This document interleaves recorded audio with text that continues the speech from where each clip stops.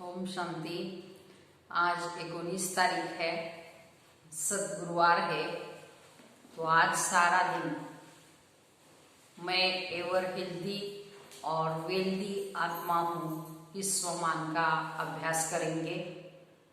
तो health wealth होगी तो हैप्पीनेस स्वतः ही होगा। तो ज्ञान और योग से माना राजयोग से हमको हेल्दी और वेल्दी बनना है, तो हैप्पीनेस आएगा ही। तो आज साथ साथ बाबा कह रहे ये सारी दुनिया रोगियों की बड़ी हॉस्पिटल है और बाबा आए हैं सारी दुनिया को निरोगी बनाने।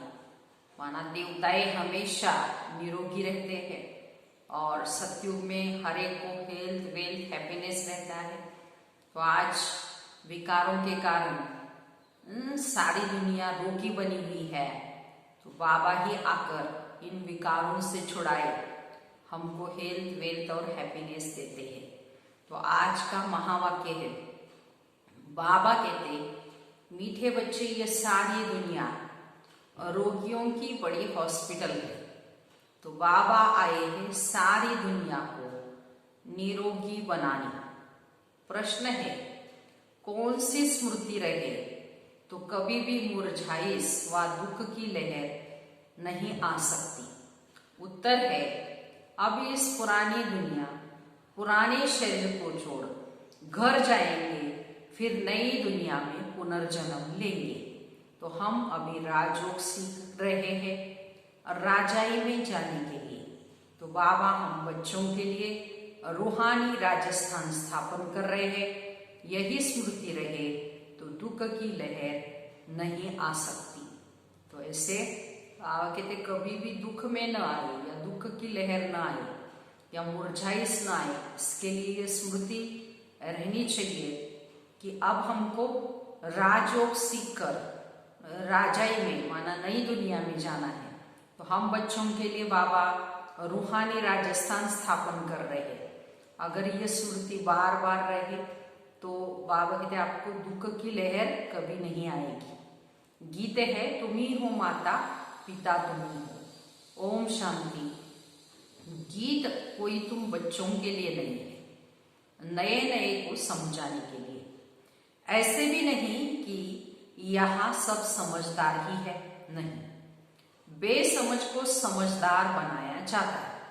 तो बच्चे समझते हम कितने बेसमझ बन गए थे, अब बाबा हमको समझदार बनाते। जैसे स्कूल में पढ़कर बच्चे कितना समझदार बन जाते, तो हर एक अपने अपने समझ से बैरिस्टर इंजीनियर आदि बनते हैं। तो ये तो आत्मा को समझदार बनना है। पढ़ती भी आत्मा है शरीर के द्वारा, परंतु बाहर में जो भी शिक्षा मिलती है वह है अल्पकाल के लिए शरीर निर्वाह। भल कोई कन्वर्ट भी करते, हिंदुओं को क्रिश्चियन आदि बना देते हैं, किस लिए? थोड़ा सुख पाने के लिए। देखो पैसे नौकरी आदि सहज मिलने के लिए, आजीविका के लिए। तो अब तुम बच्चे जानते हो हमको पहले पहले तो आत्म अभिमानी बनना पड़ेगा। ये है मुख्य बात, क्योंकि ये है ही रोगी दुनिया। तो ऐसा कोई मनुष्य नहीं जो रोगी नहीं बनता, कुछ न कुछ होता जरूर है आज की दुनिया में। तो ये सारी दुनिया बाबा कहते बड़े से बड़े हॉस्पिटल है जिसमें सब मनुष्य पतित और रोगी है। तो बाबा कहते कुछ न कुछ शरीर को होता ही रहता है। तो आयु भी बहुत कम होती है, अचानक मृत्यु को पा लेते हैं, काल के चंबे में आ जाते हैं। ये भी तुम बच्चे ही जानते हो। तुम बच्चे ये सिर्फ भारत की ही नहीं सारे विश्व की सर्विस करते हो गुप्त रीति। तो मूल बात है बाबा को कोई नहीं जानता। तो बाबा हमेशा कहते पहले पहले किसी को भी बाप का परिचय देना है। मनुष्य होकर और पारलौकिक बाप को नहीं जानते, उनसे प्यार नहीं रखते। तो अब बाबा कहते मेरे साथ प्यार रखो। मेरे साथ प्यार रखते रखते तुमको मेरे साथ ही अभी वापस चलना है। जब तक वापस चलो तब तक इस छीछी दुनिया में रहना पड़ता है। तो पहले पहले तो देह अभिमानी से देही अभिमानी बनो, तब तुम धारणा कर सकते हो और बाप को याद कर सकते हो। माना मुख्य पहले बाबा कहते हैं देही अभिमानी अवस्था चाहिए। तो अगर देही अभिमानी नहीं बनते तो कोई काम के ही नहीं बाप कहते। देह अभिमानी तो सब है, तुम समझते हो कि हम आत्म अभिमानी नहीं बनते हैं, तो बाप को याद नहीं करते हैं, तो हम वही है जो पहले थे। तो मूल बात है कि देही अभिमानी बनने की। तो बाबा कहते हैं पहले मुख्य ये पुरुषार्थ करो, देही अभिमानी बनने का मेहनत करो, न कि रचना को जानने की। गाया भी जाता है रचता और रचना का ज्ञान। तो ऐसे नहीं कि पहले रचना फिर रचता का ज्ञान कहेंगे, नहीं, पहले रचता वही बाप है। कहा भी जाता है हे गॉड फादर, तो वो आकर तुम बच्चों को आप समान बनाते हैं। बाप तो सदैव आत्म अभिमानी है, इसलिए वो सुप्रीम है, परम है। तो बाप कहते हैं मैं तो आत्म अभिमानी हूँ। जिसमें प्रवेश किया है उनको भी आत्म अभिमानी बनाता हूँ, इसमें प्रवेश करता हूँ इनको कन्वर्ट करने, क्योंकि ये भी देह अभिमानी थे। इनको भी कहता हूँ अपने को आत्मा समझ, मुझे यथार्थ रीति याद करो। ऐसे बहुत मनुष्य है जो समझते आत्मा अलग है और जीव अलग है। आत्मा देह से निकल जाती है, तो दो चीज हुई ना, एक देह और दूसरी आत्मा। तो बाबा समझाते हैं कि तुम आत्मा हो, आत्मा ही पुनर्जन्म लेती है। तो आत्मा ही शरीर एक शरीर लेकर दूसरा शरीर में पार्ट बजाती है। तो बाबा बार बार समझाते हैं अपने को आत्मा समझो, इसमें बड़ी मेहनत चाहिए। जैसे स्टूडेंट पढ़ने के लिए एकांत में बगीचे आदि में जाकर बैठते हैं, पादरी लोग भी घूमने जाते हैं तो एकदम शांति में रहते हैं, तो वह कोई आत्म अभिमानी नहीं रहते, क्राइस्ट की याद में रहते हैं। घर में रहकर भी याद कर तो सकते हो, परंतु खास एकांत में जाते क्राइस्ट को याद करने, और कोई तरफ देखते भी नहीं हो। जो अच्छे अच्छे होते हैं समझते हैं क्राइस्ट को याद करते करते उनके पास जाएंगे। क्राइस्ट हेवन में बैठा है तो हम भी हेवन में चले जाएंगे। ये भी समझते क्राइस्ट हेवनली गॉड फादर के पास गया है, तो हम भी याद करते करते उनके पास जाएंगे। सब क्रिश्चियन उस एक बाप के बच्चे थे, उनमें कुछ भी ज्ञान बाकी कुछ ज्ञान ठीक है, लेकिन तुम कहेंगे कि ये उनकी समझ भी रॉन्ग है, क्योंकि क्राइस्ट की आत्मा तो ऊपर गई ही नहीं। तो क्राइस्ट का नाम तो शरीर का है, तो जिसको फांसी पर चढ़ाया, आत्मा तो फांसी पर कभी चढ़ती नहीं, आत्मा का विनाश होता ही नहीं। तो अब क्राइस्ट की आत्मा गॉड फादर के पास गई, ये कहना भी रॉन्ग हो जाता है। तो वापिस तो कोई भी जाता नहीं। बाबा कहते हैं यहाँ ही हर एक को पार्ट बजाना है, तो वापिस कैसे जाएंगे? हर एक को स्थापना कर फिर पालना भी जरूर करनी पड़ती है। मकान को पोताई आदि कराई जाती है, ये भी पालना है ना। तो अब बेहद के बाप कहते हैं तुम मुझे याद करो। ये नॉलेज बेहद बाप के सिवा कोई न दे सके, अपना ही कल्याण करना है, रोगी से निरोगी बनना है। ये रोगियों की बड़ी हॉस्पिटल है, सारे विश्व रोगियों की हॉस्पिटल है, और रोगी जरूर जल्दी मर जाएंगे। तो बाप आकर इस सारे विश्व को फिर से निरोगी बनाते। ऐसे नहीं है कि यहाँ ही निरोगी बनेंगे। बाबा कहते निरोगी होते ही है सब नई दुनिया में, पुरानी दुनिया में निरोगी कोई हो न सके। तो ये लक्ष्मी नारायण निरोगी एवर हेल्दी है, तो इन जैसा हमको भी बनना है, ये एम है। तो देखो देवताओं को कोई भी रोग है, बड़ी आयु बाप कहते वहाँ आयु भी बड़ी होती है, और रोगी विशेष होते हैं, विकारी होते हैं, वॉइसलेस रोगी नहीं होते कभी, वह ही संपूर्ण निर्विकार है। तो बाप खुद कहते हैं कि इस समय सारी विश्व खास भारत रोगी है, तो तुम बच्चे पहले पहले निरोगी दुनिया में आते हो। निरोगी बनते हो कैसे? याद की यात्रा से। याद से तुम, बाबा कहते निरोगी बनते जाएंगे। तो याद से तुम चले जाएंगे अपने स्वीट होम। एक यही यात्रा है, आत्मा की यात्रा। तो बाप परमात्मा के पास जाने की ये है स्पिरिचुअल यात्रा। यह अक्षर कोई समझ भी नहीं सकेंगे। तुम भी नंबरवार जानते हो, परंतु कई बच्चे भूल जाते हैं। तो मूल बात है, समझाना भी बहुत सहज है, परंतु समझाए वो जो खुद रूहानी यात्रा पर हो। तो खुद ही वहां कहते हैं यात्रा पर नहीं होगा तो वो समझाएगा नहीं, खुद होगा नहीं तो दूसरों को बताए तो तीर लगेगा भी नहीं। सच्चाई का भी जौहर चाहिए। हम बाबा को इतना याद करते हैं जो बस स्त्री पति को कितना याद करती, ये तो है पतियों का पति, बापों का बाप, गुरुओं का गुरु। तो गुरु लोग भी उस बाप को ही याद करते हैं। क्राइस्ट भी बाप को ही याद करते थे, परंतु उनको कोई जानते नहीं थे। तो बाप जब आए तब आकर अपनी पहचान देवे। तो भारतवासियों को ही बाप का पता नहीं है तो औरों को कहाँ से मिलेगा। तो विलायत भी यहाँ आते हैं योग सीखने के लिए। समस्त प्राचीन योग भगवान ने सिखाया, तो ये भगवान है। तो बाबा समझाते सच्चा सच्चा योग। तो मैं कलप कलप आकर सिखाता हूँ एक ही बार। तो मुख्य बात है अपने को आत्मा समझ, बाप को याद करो। इसको ही रूहानी योग कहा जाता है। तो बाकी सबका है जिस्म योग, ब्रह्म से योग रखते हैं, वो भी बाप तो नहीं है, वो तो महतत्व है, रहने का स्थान है। तो राइट एक ही बाप है, एक बाप को ही सत्य कहा जाता है, ट्रुथ कहा जाता है। ये भी भारतवासियों को पता नहीं कि बाप सत्य कैसे है। वही आकर सचखंड की स्थापना करते हैं। सचखंड और झूठखंड। तो तुम जब सचखंड में रहते हो तो वहां रावण राज्य नहीं होता, विकार नहीं होते। आधा कलप बाद रावण राज्य माना झूठ खंड शुरू होता है। सचखंड पूरा सतयुग को कहेंगे, फिर झूठ खंड पूरा कलयुग का अंत।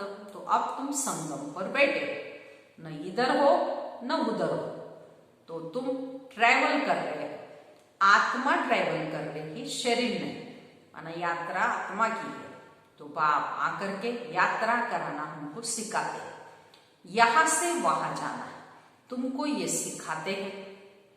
वो लोग फिर स्टार्स, मून आदि पर जाने की ट्रैवल करते हैं। तो अब तुम जानते हो ये सब चीजें जो साइंस से बनती है वो भविष्य में तुम्हारे ही काम में आएगी। ये ड्रामा बना हुआ है। तो बेहद का बाप आकर पढ़ाते हैं। तो बच्चों को कितना रिगार्ड रखना चाहिए। टीचर का वैसे भी बहुत रिगार्ड रखते हैं। टीचर फरमान करते हैं अच्छी रीति पढ़कर पास हो जाओ। अगर फरमान को नहीं मानेंगे तो जरूर नापास हो जाएंगे। तो बाबा भी कहते हैं तुमको पढ़ाते हैं हम विश्व का मालिक बनाने के लिए। तो ये लक्ष्मी नारायण विश्व के मालिक है, बल प्रजा भी मालिक है, परंतु दर्जे तो बहुत हो गए ना। तो भारतवासी भी सब कहते हम भी मालिक है। तो गरीब भी भारत का मालिक अपने को समझेगा नहीं, परंतु राजा और उसमें फर्क कितना है। तो नॉलेज से मर्तबे में फर्क पड़ता है। नॉलेज में भी होशियार चाहिए, पवित्रता भी जरूरी है। तो हेल्थ वेल्थ भी चाहिए, स्वर्ग में सब है ना। तो बाप एम ऑब्जेक्ट हमको समझाते हैं। दुनिया में और कोई की बुद्धि में ये एम ऑब्जेक्ट होगी ही नहीं।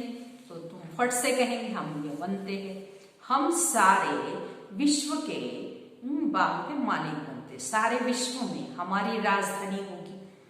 ये तो अभी पंचायती राज्य है, पहले थे डबल ताजधारी, फिर एक ताज, अभी तो 9 ताज। तो बाबा ने मुरली में कहा था ये भी चित्र हो डबल सिर ताज राजाओं के, आगे सिंगल ताज वाले माथा झुकाते हैं। तो अब बाबा कहते मैं तुमको राजाओं का राजा डबल सिर ताज बनाता हूं। वह है अलग काल के लिए और ये है 21 जन्मों की बात। तो मैं बाबा कहते पहली मुख्य बात है पावन बनने की। बुलाते भी हैं कि आकर पतितों को पावन बनाओ, ऐसे नहीं कहते कि राजा बनाओ, नहीं। अब तुम बच्चों का बेहद का संन्यास है, इस दुनिया में से ही चले जाएंगे अपने घर, फिर आएंगे हेवन में। अंदर में खुशी रहनी चाहिए, जबकि समझते हम घर जाएंगे फिर राजाई में आएंगे, फिर मुरझाए दुख आदि ये सब खत्म हो जानी चाहिए। हम आत्मा घर जाएगी, फिर पुनर्जन्म नई दुनिया में ही लेंगे। तो बच्चों को स्थायी खुशी क्यों नहीं रहती? बात सदा खुश रहना चाहिए, स्थायी खुश रहना चाहिए। तो क्यों नहीं रहती? क्योंकि माया का अपोजिशन बहुत है, इसलिए खुशी कम हो जाती। पतित पावन खुद कहते मुझे याद करो, तो तुम्हारे जन्म जन्मांतर के पाप भस्म हो जाएंगे। तुम स्वदर्शन चक्रधारी बनते हो, जानते हो। फिर हम अपने राजस्थान में चले जाएंगे। यहाँ भिन्न भिन्न प्रकार के राजाए हुए हैं। अब फिर रूहानी राजस्थान बनना है, स्वर्ग के मालिक बन जाएंगे हम। क्रिश्चियन लोग हेवन का अर्थ भी नहीं समझते, वो मुक्ति धाम को हेवन कह देते। ऐसे नहीं कि हेवनली गॉड फादर कोई हेवन में रहते हैं, वो तो रहते ही है शांति धाम में। तो अब तुम पुरुषार्थ करते हो पैराडाइज में जाने के लिए, ये फर्क रहता है। तो गॉड फादर है मुक्ति धाम में रहने वाला। हेवन नई दुनिया को कहा जाता है, वहां तो क्रिश्चियन नहीं होते, फादर ही आकर पैराडाइज की स्थापना करते हैं। तो तुम जिसको शांति धाम कहते हो उनको वो लोग हेवन समझते हैं। तो ये सब समझने की बात है। तो बाबा कहते हैं नॉलेज तो बहुत ही सहज है, ये है पवित्र बनने की नॉलेज, मुक्ति जीवन मुक्ति में जाने की नॉलेज, जो बाप ही दे सकते हैं। जब किसको फांसी दी जाती है तो अंदर में यही रहता है, हम भगवान के पास जाते हैं। तो फांसी देने वाले भी कहते हैं गॉड को याद करो, तो गॉड को जानते दोनों नहीं है, तो उनको तो उस समय मित्र संबंधी आदि जाकर याद पड़ते। इसलिए गायन भी है कि अंत काले जो स्त्री सिमरे वो वल वल योनि में उतरे, माना कोई न कोई याद जरूर रहता है अंत समय। तो बात मुख्य हमको याद आनी चाहिए बाबा की। तो सतयुग में भी मोहचित रहते हैं, वहां जानते हैं कि एक खाल छोड़ दूसरी ले लेंगे, वहां याद करने की दरकार ही नहीं। इसलिए कहते हैं दुख में सिमरन सब करे, सुख में करे न कोई। तो यहाँ दुख है इसलिए सब याद करते हैं हे भगवान कह के। तो भगवान से कुछ मिले, वहां तो सब कुछ मिला हुआ ही है सतयुग में। तो तुम कह सकते हो हमारा उद्देश्य है मनुष्य को आस्तिक बनाना, धनी का बनाना। तो अब सब निधन के हैं, हम धन का बनते हैं। तो सुख शांति संपत्ति का वर्षा देने वाला बाप ही है। तो इन लक्ष्मी नारायण की कितनी बड़ी आयु थी ये भी जानते हैं। भारतवासियों की पहले पहले आयु बहुत बड़ी रहती है, अब छोटी हो गई है। तो आज की दुनिया में बाबा कहते रोग बहुत होने के कारण अकाले मृत्यु भी है और आयु भी छोटी है, लेकिन सतयुग में हर एक की आयु भी बड़ी रहती है और सुख शांति संपत्ति सब रहता है। क्योंकि छोटी हुई आयु तो ये कोई भी नहीं जानती। तुम्हारे लिए तो बहुत सहज हो गया है समझना और समझाना। 100 नंबर वाला समझानी हर एक की अपनी अपनी है, जो जैसी धारणा करते हैं ऐसे समझाते रहते हैं। अच्छा, मीठे मीठे सिकीलते बच्चों प्रति माता पिता बाप दादा का याद प्यार और गुड मॉर्निंग। रूहानी बाप की रूहानी बच्चों को नमस्ते। हम रूहानी बच्चों की रूहानी माता पिता बाप दादा को याद प्यार गुड मॉर्निंग और नमस्ते। हम बनेंगे फरिश्ते। वाह बाबा वाह, शुक्रिया बाबा शुक्रिया। सारी मुरली का धारणा के लिए मुख्य सार सुनेंगे। पहली पॉइंट है जैसे बाप सदैव आत्म अभिमानी है, ऐसे आत्म अभिमानी रहने का पूरा पूरा पुरुषार्थ करना है। एक बाप को दिल से प्यार करते करते बाप के साथ घर चलना है। दूसरी पॉइंट, बेहद के बाप का पूरा पूरा रिगार्ड रखना है, अर्थात बाप के फरमान पर ही चलना है। बाप का पहला फरमान है कि बच्चे अच्छी रीति पढ़कर पास हो जाओ, इस फरमान को पालन करना है। वरदान है, सेंस और इसेंस के बैलेंस द्वारा अपनेपन को सुहा करने वाले विश्व परिवर्तक भव। विस्तार, सेंस अर्थात ज्ञान की पॉइंट, समझ, और इसेंस अर्थात सर्वशक्ति स्वरूप स्मृति और समर्थ स्वरूप। तो इन दोनों का बैलेंस हो तो अपनापन व पुरानापन स्वाहा हो जाएगा। हर सेकंड, हर संकल्प, हर बोल और हर कर्म विश्व परिवर्तन की सेवा प्रति स्वाहा होने से विश्व परिवर्तक स्वतः बन जाएंगे। जो अपनी देह की स्मृति सहित स्वाहा हो जाते हैं, उनके श्रेष्ठ वाइब्रेशन द्वारा वायुमंडल का परिवर्तन सहज होता है। ऐसे सारे दिन के लिए बाबा ने विश्व परिवर्तक भव का वरदान दिया है। तो दो बातें सुनाई बाबा ने, एक सेंस और दूसरा इसेंस, इसका बैलेंस रखना है। सेंस माना बाबा कहते ज्ञान की पॉइंट, माना समझ, ज्ञान, और दूसरा इसेंस अर्थात बाबा कहते सर्वशक्ति स्वरूप, समर्थ स्वरूप इमर्ज करना। तो दोनों का बैलेंस चाहिए तो अपनापन और पुरानापन सब सुहा हो जाएगा बाबा कहते। और हर संकल्प, हर सेकंड, हर बोल और हर कर्म विश्व परिवर्तन माना सेवा के प्रति स्वाहा हो जाएगा। ऐसे सारा दिन बाबा कहते अपनी देह की स्मृति से स्वाहा होकर अपने श्रेष्ठ वाइब्रेशन द्वारा वायुमंडल परिवर्तन करना है बाबा कहते, तो सहज ही परिवर्तन हो जाएगा विश्व का। स्लोगन है, प्राप्तियों को याद करो तो दुख व परेशानी की बातें भूल जाएगी। माना बाप से जो भी प्राप्ति हुई है, सारा टाइम उन प्राप्तियों को याद करते, देखते, उनको सामने लाते रहना है, तो दुख और परेशानी आप ही भूल जाए। अच्छा, ओम शांति।